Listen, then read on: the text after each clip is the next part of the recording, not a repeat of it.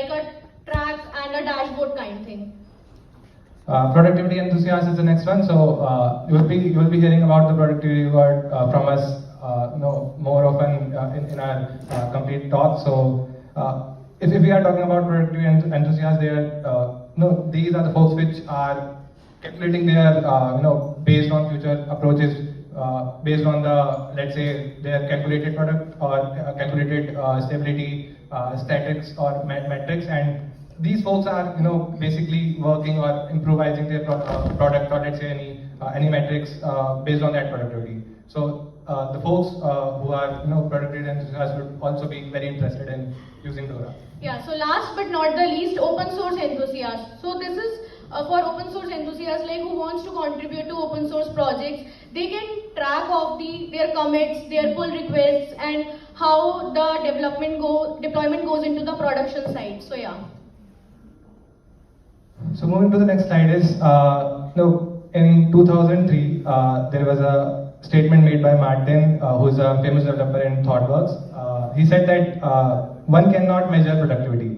So this was an old revelation about the productivity. And my question to you, Bhavya, is, can we measure productivity?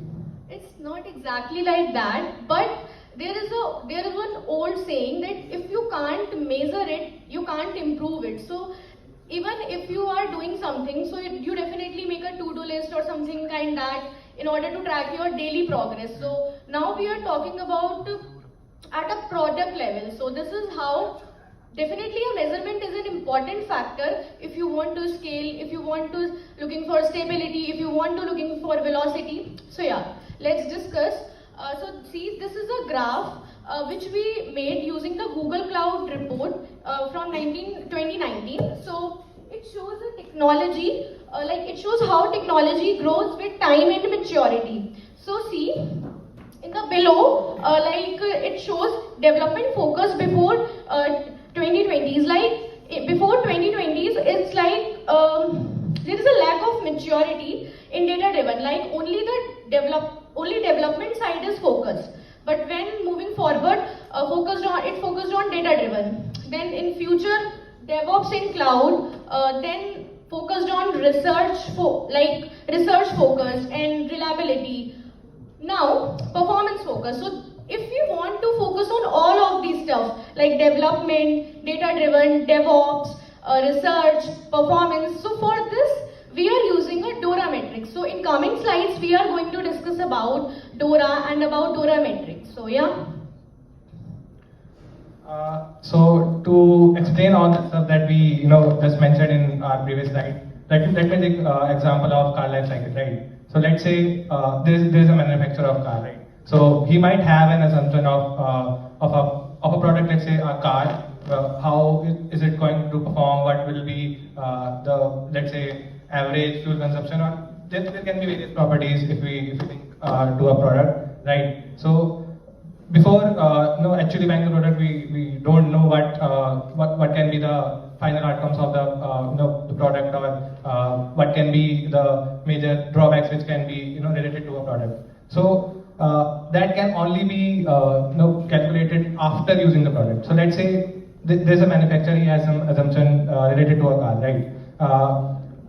The user has bought the car, right, and he has been using the car or has been driving the car for the long 6 months, right? So he should be going for the first service after 6 months, right?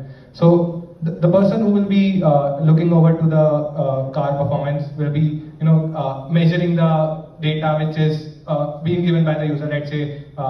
Let's say his car is using more fuel, or the average of the car is low, or something like this, right? So this assumption is not based on or not fulfilling the assumption which was made by the manufacturer, right? So this is where we need some analysis, right? So based on that analysis, only you can perform few tasks, or you can improvise in your let's say whole pipeline, right? So let's say if we have also done the service and we are moving into the next part, we are improvising or we are improving our product.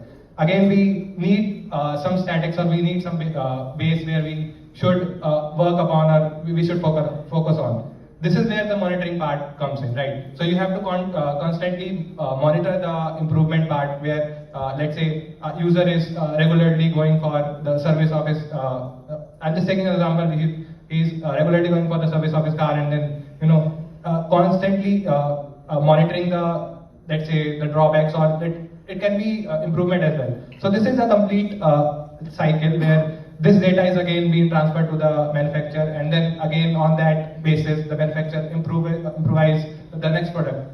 So this is this is how a software development cycle is also related, which will be told by Bhavya.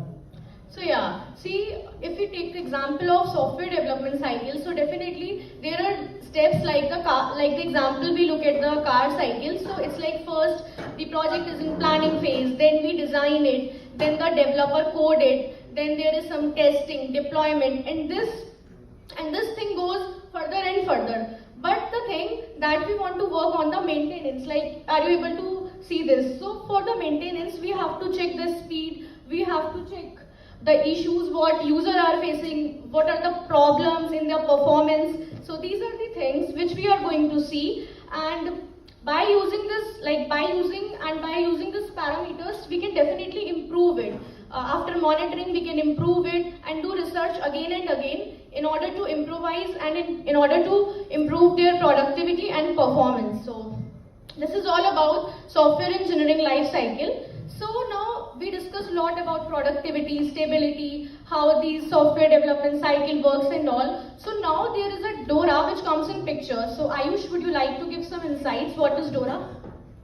So DORA is, as it says, it's not a very big term which you might think is very research type, but it's like making assumptions out of your, let's say, productivity or effectiveness of the complete software cycle, right? So DORA word is made up of DevOps, research and assessment.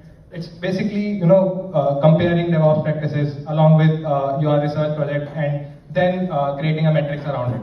So this is what DORA is. It's simple and short. Yeah. So would you like to tell us more about DORA metrics? Yeah. So see, I hope you were able to see these two factors, which is velocity and stability. So there are two factors which are involved in this DORA, that is velocity and stability, and further that there are two factors or two parameters for each. Like velocity consists of deployment frequency, which means how often an organization releases to production. And the second one is lead time for changes, that basically means that amount of time it takes a commit to get into production. So on this basis, we are going to judge the velocity. And the second one is the stability of a product. So it means the first parameter which involves here is change failure rate, means the percentage of deployment causing a failure, like how many times a deployment caused failure. And the second one is time recovery. That means amount of time which takes to recover from a failure.